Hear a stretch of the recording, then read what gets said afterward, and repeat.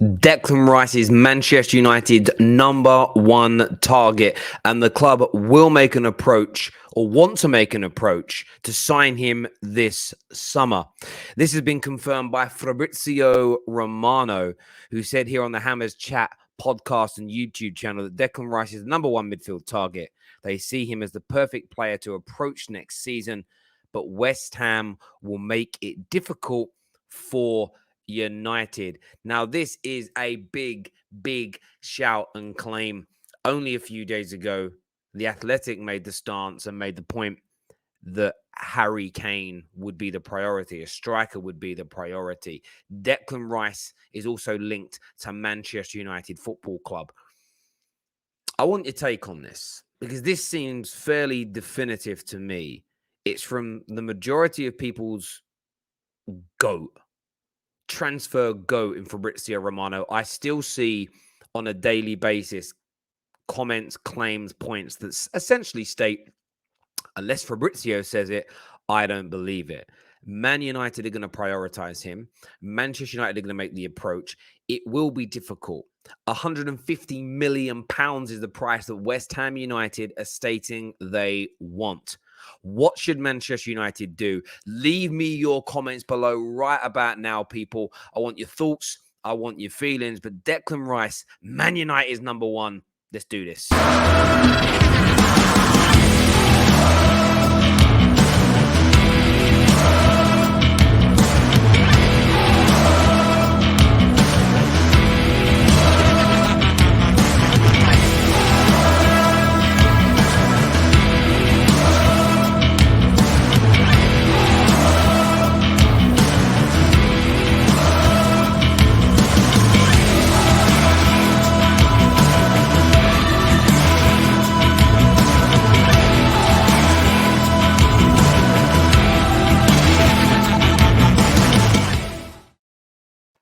Big words from Fabrizio Romano tonight in relation to the future of Declan Rice. Here, another snippet on the United plug says West Ham will do their best to keep Declan Rice. He is top of Man United's transfer list. They want him. They see him as the perfect player to approach. United will sign a defensive midfielder this summer. That is the claim. That is what Fabrizio Romano has said. That is the point that he is making. But United want that defensive midfield player. Is Declan Rice the guy? There have been reports that £150 million is going to be the asking price. Personally, I think that is very open and public negotiations from West Ham United. And of course, they want as much money as possible if indeed he does go. And I would be staggered if he's the only reason Declan Rice stays at West Ham United this summer is if nobody's able to come to a reasonable price and negotiate with West Ham. Now, where that could be dangerous, where that could legitimately be dangerous, is in the sense of him becoming disgruntled. And trust me, all types of players can become disgruntled. They can all have Harry Kane-esque situations and moments. Now, there's no talk at this moment in time coming out of West Ham that this situation is similar to that of Harry Kane's. Harry Kane was promised by Tottenham that they would sell him. Final days of training, he did say goodbye to players. He did say goodbye to staff. He did say goodbye to receptionists and cleaners and caterers at Tottenham's training ground. He was informed that he would be allowed to leave. Now, that never transpired. I think that all fed into the issue. If there was no promise of that, I don't think Harry Kane comes back at the start of the season disgruntled. But of course, these things can transpire. Declan Rice wants to leave West Ham at some point. I think this is something that even the most diehard West Ham fan understands. That doesn't mean he isn't happy at West Ham. That doesn't mean that he has a problem with West Ham. But what I think it means is that he has ambitions beyond where that club is right now. And I mean that with absolute respect. What's going to be key is the price and where does Declan Rice want to go. So I think it's very fair to say, we go back to the story that's been pushed out, Chelsea would be his #1 choice. Chelsea Football Club is where he would really want to be. But we have no idea on a number of things now. What's going to happen at Chelsea? What will their budgets be this summer? What will the new owners, management collectively look at as the priority? A team, by the way, who is still, in my opinion, blessed in midfield. Kovacic, J5, N'Golo Kante.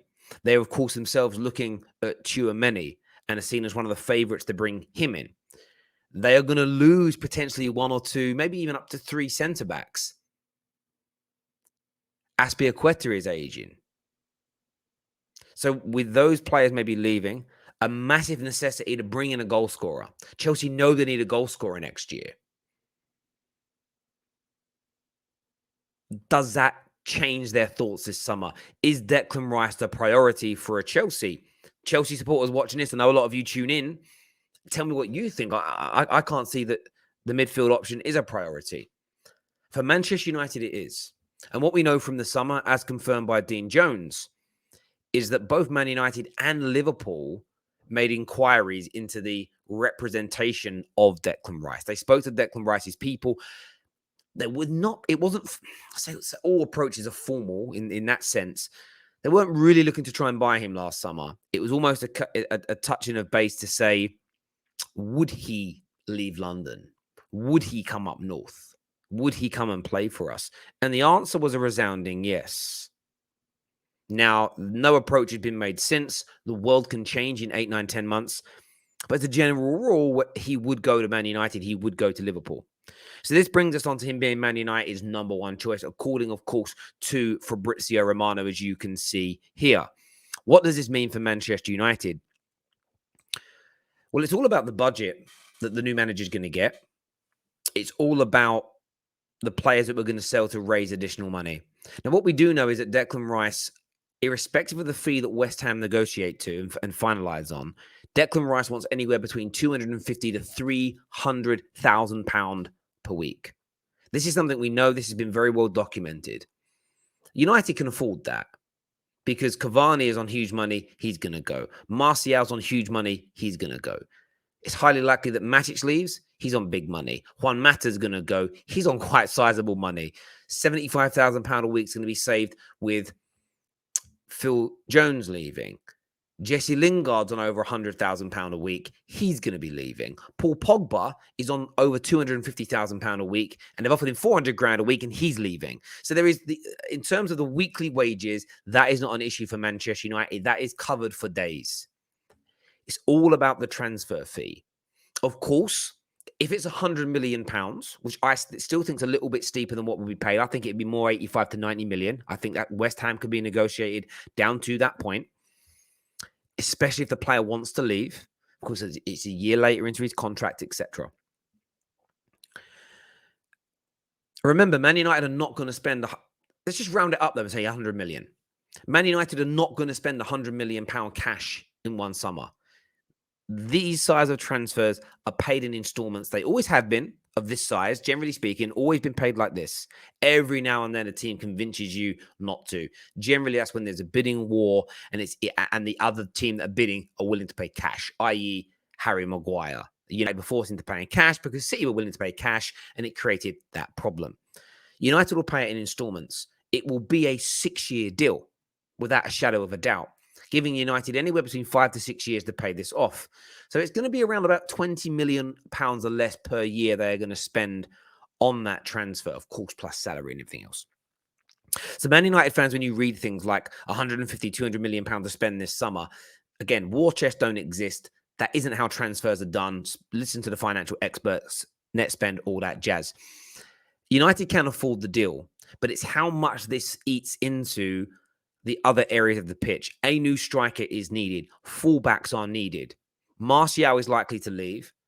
Mason Greenwood, I don't expect to see him back in the Man United team. Both those players need replacing. Ahmad doesn't look good enough. He needs replacing. The midfield actually needs more than just Declan Rice as well. The midfield needs additional players brought into it. So unless the club has a plan of, we found a £15 million player that's good enough here from the German or Dutch league, and we found, we've got this great, Ethan Laird's going to come in and be the new right back, as an example. We've found a striker. He's dynamite. He's 18 million pounds and he's going to be a superstar.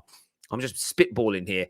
That's the only way this deal makes sense. So it's not about affording him. It's not about convincing him. It's about the rest of the squad. The only other option that would fill me with positivity around this is the approach of Eric Ten Hag or whoever the new manager is. If they feel that there are actually much better players in this squad than a lot of fans and pundits give them credit for, and they can get a tune out of them, maybe it's a case of saying, do you know what? We don't want to risk losing Declan Rice because we think he's going to become one of the best midfield players in the Premier League. And if we lose him now to Chelsea, if we lose him now to City, if we lose him now to another powerhouse, we will never sign him. It might be a case of striking now and not watching that parade go by.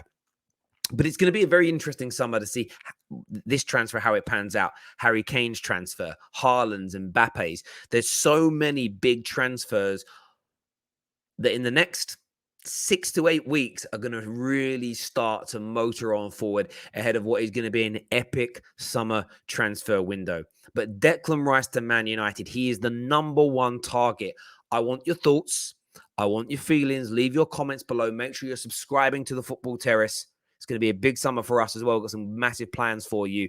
Until next time, my wonderful people, take care of yourselves. Goodbye. God bless. And we'll see you soon. Thank you.